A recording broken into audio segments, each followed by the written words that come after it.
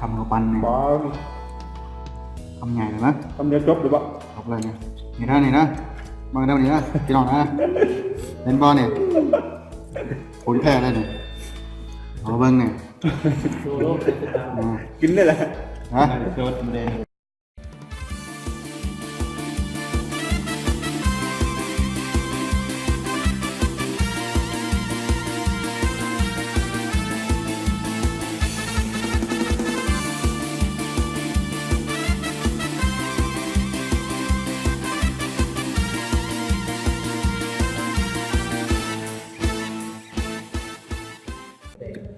กินตำพุงพี่นะ ปิงไก่ ปิงไก่ ใส่พี่น้องดู เอาแล้วรีวิวพี่เนาะกินตำพุงน้ำกัน ต้มน้ำมันน้ำต้มแจ่ว หลายอย่างเนาะ ช่องไลฟ์สด ทำปิ๊กทำข้าว เที่ยงนี้ไปไปถึงกูจะกินข้าวซะเนาะ ทำมาปิ๊กนี่พี่เนาะพักพี่เนาะอันเด้ออันนี้ แต่แซ่บบ่พี่เนาะ คำใหญ่เลยเนี่ย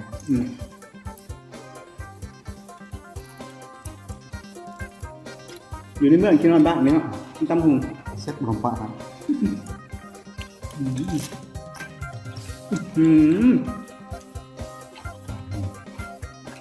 ไม่ต้มเนาะกินนอนบ้าน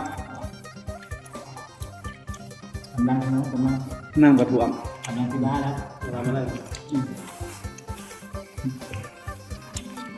เราเนาะ เอาไหมเอาอะไรมาไหมล่ะขอเพลง เอาไปให้เจ้าเจ้าจะไปกินดีมีกระแทนแบบเอาลงวันแล้วตะเกียบ เอาเด้อพี่น้องเด้อตำพุง แล้วนี่คำมองคำปัน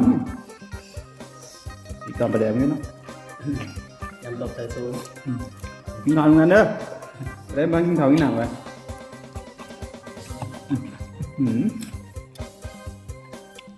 แซ่บพี่น้องแซ่บฟังใจดีกว่าโอ้ยตับตรงกันเป็นไงดูเนื้อกู มีคนเขาเบิ่งเลยบ่ ของมาขึ้นคาร์บอนเดี๋ยวลงยูทูบ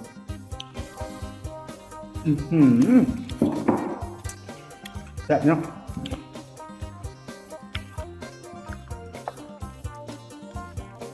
ต้มไก่แกงไม้มะฮุ่ง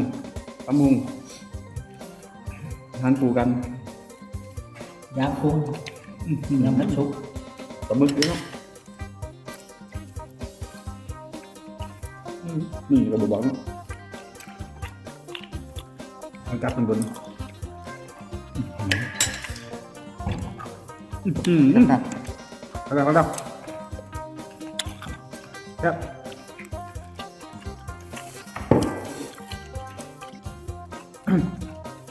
ไก่ตำหูยอดทานเราเล่าสปาเกตตี้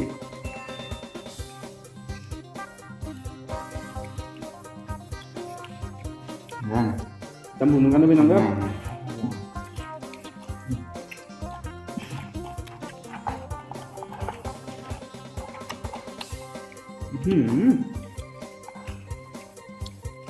แต่บ้านมีพี่น้องบางปางอยู่ทุก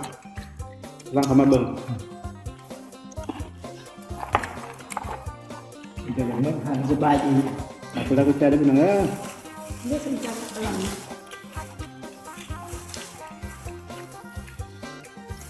มาจบ เยอะเด้อ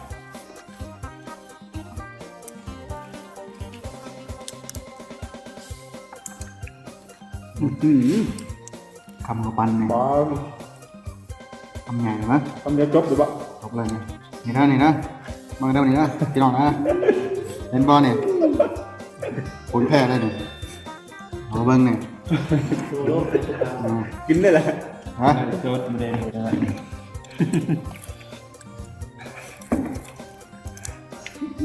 ป้าได้กินได้ไงวะ นี่บอก จุดโตเลยวะ กินได้ไหมวะ รู้อ่ะ แซ่บน้องแซ่บปลาแดกหรือว่าปลาล้า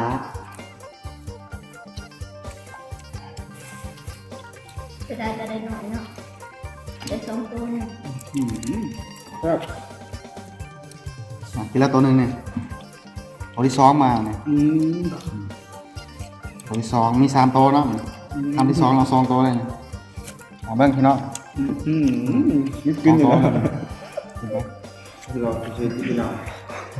ก็จะออกไปใส่ถ้วยนั้นก็จะกินเอง ป๋าทำมันกินได้ไงวะเป็นไงพี่น้องอ๋อเด้อ กินนอนเลยสบายกินตอนประแดกเขาแล้วกินตอนบ้านจ้อยๆเลย มาเห็นเวียกอยู่ในเมืองปะ มันเป็นเฮ็ดเบียกอยู่ของการนี่ก็ได้2-3 เดือนเลยไปเมื่อบ้านเลย เอาพี่น้อง ผู้ใดยาก้อนเป็นมันนะ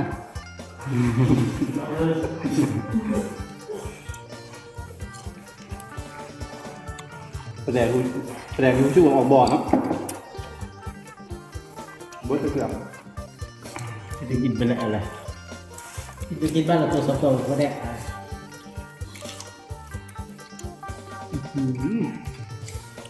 ดีกินหลายคนนะ โอ้ต้นเทียนฝักแล้ว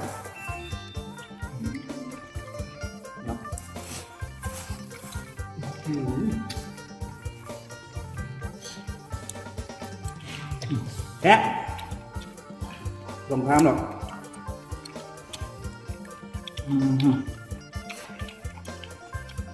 กูเรียกว่าสีเท้าไปแซ่บดูแซ่บ อ๋อสุดยอดเลยนะโอ้มีความสุขนะ ตอนเที่ยงพี่น้องอยู่เฟนชิปพี่น้องโรงงานหรอกไปอยู่ไหน อยู่เราตัดสั้นๆเลยหันให้ค่ำเลย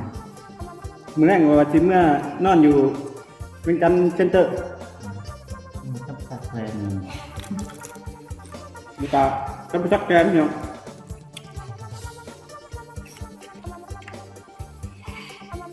อาจารย์ไปนอนอยู่ที่อาสพรรามัก เจออะไรเนาะ โรงแรมที่สุดรู้ของประเทศลาวแล้วในที่สุด แบบกินตำหูแล้วกูมันเดี๋ยว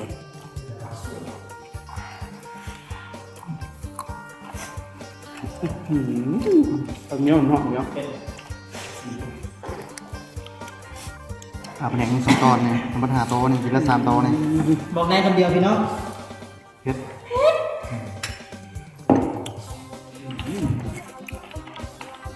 ดำเดือดนอนบ้านนี่มัน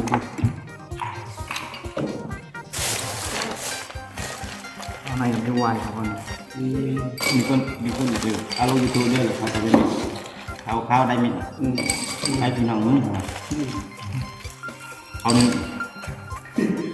ไม่ได้บอกกูจะ ข้าวหนึ่ง กับเขาเหม็นเขากับย่อมหักแล้วเลย อ๋อครับ กูต้มทุกกำลังใจกันนะ เนื้อแซ่บ ผมต้ม ใส่ไปได้แล้ว เอา พี่น้อง ไหม เลย เอาป่ะได้ร้อนเอาเบิ้ล กระเด้อพี่น้อง ชื่อคือ เอานี่ฮอตบันถ่ายอะไรตำบุ้งมัดแซ่บหลายบอกว่าหา ได้ ได้ เขามาเบิ่งกันพี่น้องครับกูไลค์กูแชร์ คนนี้ป่ะ ให้ได้เงินสักขั้นสับหนึ่งได้ไหมน้อง ส้มเก่าๆเลยตาเล็ก ถ้าไปเขาเบิ่งคลิปนี่กดไลค์2 บาทนะ ไม่ซ้ำ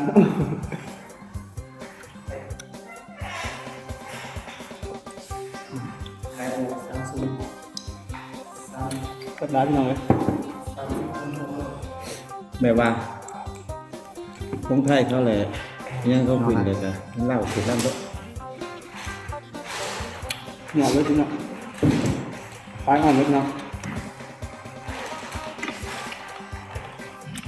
นี่ก็เป็นชีอะไรชื่อเดียว สับนะ นี่คืออะไรเนี่ย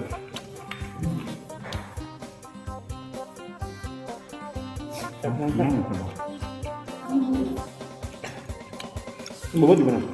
มันแล้ว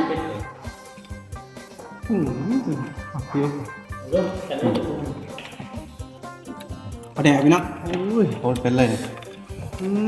สีเลยพี่น้อง ปลาแดกหักเห็ดหวานเนี่ย ตอนเดียวแล้วจะไปจะมา ตามตอน บอกว่าหาต้นมัน อะไรแซ่บ แบบว่า พี่ยอดไปก่อน ไปจิ้มแจ้งชื่อเลยแซ่บโอ้ ปล่อยเบิ้งหนังหนาเจ้านี่เผ็ดแล้วเนี่ย บอกว่าเปิด มันเผ็ดว่ะ แซ่บ จิ้มตอนแรกเจ้าปีจิ้มอ่อนมาแจ๊กมึงเลย นี่ของแท้แล้วเนี่ย แซ่บป่ะ ใส่กล่องอะไรนี่ว่ะตัดไว้ เนื้อเปล่าเนาะ เร็ว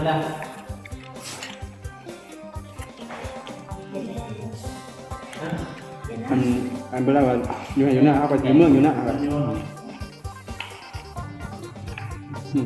ยู่หน้าเค้กหน้าอะไรเค้กหน้าอะไรเนี่ย ที่หน้าออฟฟิศที่หน้าที่จอดวะ สมมติเราเบิร์นหาครับโอ้เสียงดังเพื่อนที่ปันได้ เค้กหน้าเขาติดแอร์เลยเนี่ยต้องหน่วย สาม ตามมา หน้าเก่าเขาสมมติเขียนหน้าที่แ เพียงหน้าติดแน่ไปถึง ตอนที่ถามมาหน้านี่กวนซ้ำดัง มาชูดำหน้าชูเห็ดอะไรเขาถือว่าอันดำหน้าเอาซานบ่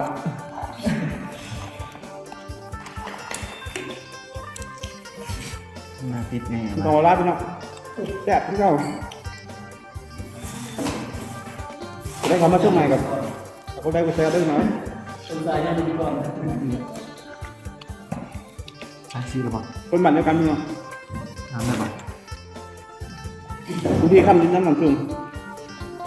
คำไว้กับบทได้ป้าไปเนาะบอกไปหา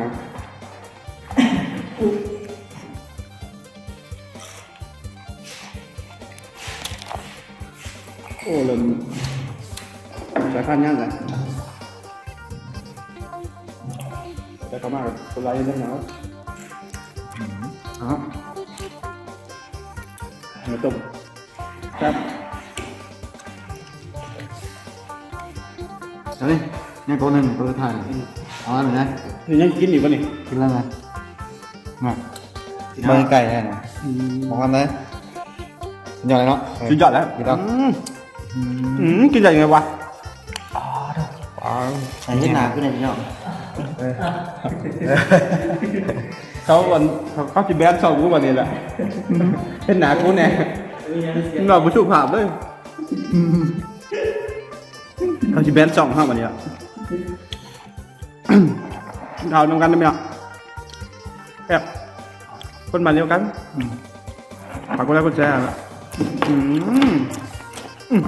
ก็บ่งมันก็แสบแล้ววะ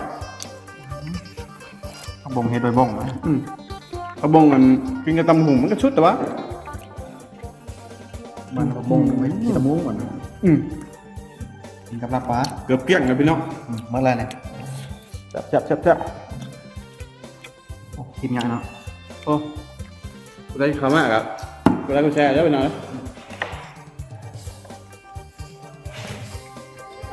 แซ่บร้าย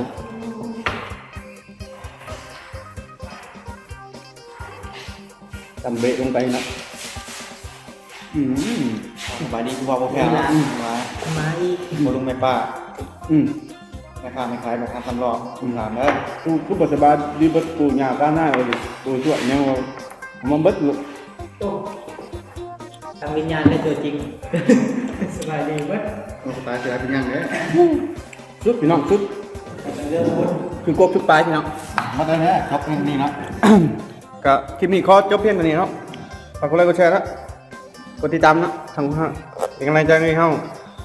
อัปเดตคลิปใหม่ๆเนาะฝากติดตามไปด้วยเนาะมันเฮาขอจบเนาะ